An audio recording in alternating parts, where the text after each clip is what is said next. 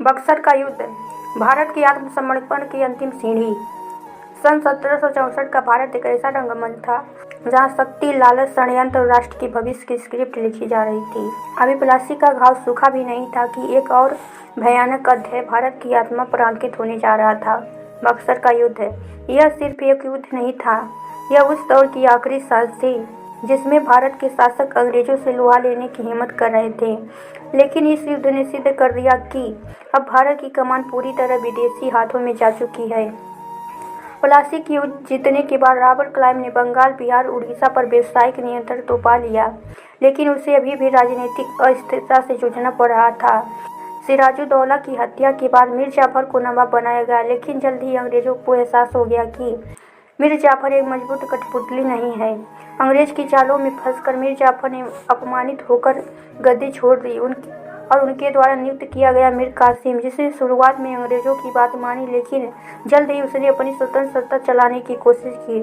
मीर कासिम ने अंग्रेजों के कर मुक्त व्यापार पर रोक लगाई, अंग्रेज कर्मचारियों द्वारा काली बाजारी को खत्म करने की प्रयास किया, सैन्य शक्ति को पुनः गठित किया। अब यह सब बातें ईस्ट इंडिया कंपनी को नागवार गुजारी। मीर कासिम को अंग्रेज ने अपदस्थ कर दिया और पुनः मीर जाफर को गद्दी पर बैठाया।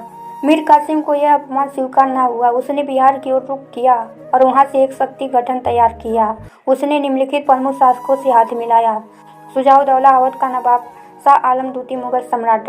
यह अब गठन 3 शक्तिशाली सेनाओं का बन चुका था, जिसके पीछे राजनीतिक, धार्मिक और समाजवादी हित थे।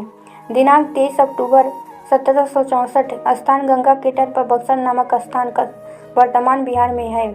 इस युद्ध में एक ओर था ईस्ट इंडिया कंपनी का सेना कमांडर हेक्टर मुनरो, दूसरी ओर थे मीर कासिम बंगाल के पदस्थ नवाब, शुजाउद्दौला अवध का नवाब, शाह आलम द्वितीय मुगल सम्राट। अंग्रेजों की सेना लगभग 7,000 थी, जबकि भारतीय सेना 40,000 सैनिक थे। लेकिन यहाँ संख्या नहीं, रणनीति और अनुभवता ने भूमिका निभाई। हेक्टर मुनरो ने अपनी तोपों का गंगा के किनारे पर तैनात किया ताकि उसकी पीठ सुरक्षित रहे। अंग्रेज के पास आधुनिक बंदूक, युद्ध रणनीति, प्रशिक्षण, सैनिक और अनुशासन था, जबकि भारतीय सेनाओं में आपसी तालमेल की कमी। शुजाउद्दौला और मीर कासिम में अहंकार था और शाह आलम द्वितीय सिर्फ नाम के शासक थे।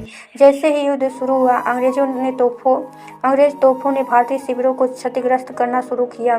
मीर कासिम की सेना, जो केंद्र में थी, जल्द ही बिखरने लगी। शाह आलम की सेना युद्ध में गंभीरता नहीं दिखा पाई। केवल शुजाउद्दौला की टुकड़ी ने थोड़ा प्रतिरोध किया, लेकिन अंततः वह भी पीछे हट गई। युद्ध कुछ ही घंटों में समाप्त हो गया। अंग्रेजों की पूर्ण विजय हुई। भारतीय सेनाओं की हार ऐतिहासिक और शर्मनाक थी। शाह आलम द्वितीय ने दीवानी अधिकार, राजस्व वसूली का अधिकार अंग्रेजों को सौंप दिया। बंगाल, बिहार, उड़ीसा का शुजाउद्दौला को भारी जुर्माना भरना पड़ा और अंग्रेजों के अधीन रहना पड़ा।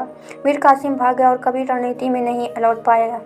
शाह आलम द्वितीय द्वारा दी गई दीवानी ने अंग्रेजों को भारत की आर्थिक रीढ़ पर कब्जा करने का मौका दे दिया। अब वे बिना किसी राजनीतिक हस्तक्षेप के कर वसूलते थे। बंगाल की पूरी आमदनी सीधे ईस्ट इंडिया कंपनी के पास जाती थी। नवाब को वे वेतनभोगी शासक बना चुके थे।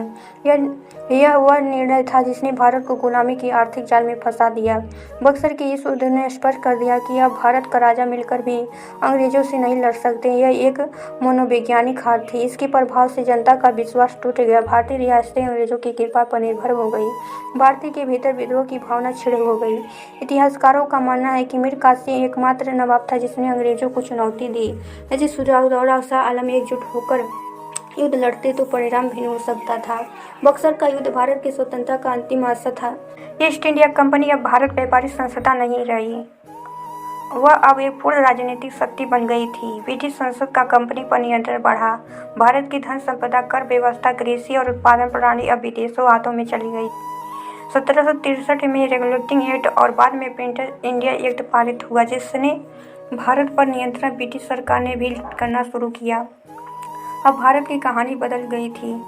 बक्सर का युद्ध इस बात का प्रतीक है कि एकता के अभाव, आत्मगौरव की कमी और गलत नेतृत्व कैसे एक सभ्यता को सैकड़ों वर्षों तक गुलाम बना सकते हैं। यह कहानी सिर्फ इतिहास नहीं है, यह आत्मलोकन है। जब तक हम मिलकर नहीं सोचेंगे, आगे की रणनीति नहीं बनाएंगे, तब तक कोई भी बाहरी ताकत हमें जीत सकती है, चाहे वो विदेशी हो या कोई विचारधारा। बक्सर का युद्ध भारतीय इतिहास का वह अध्याय है जिसे यदि समझा जाए तो सिर्फ एक युद्ध नहीं, एक चुनौती थी।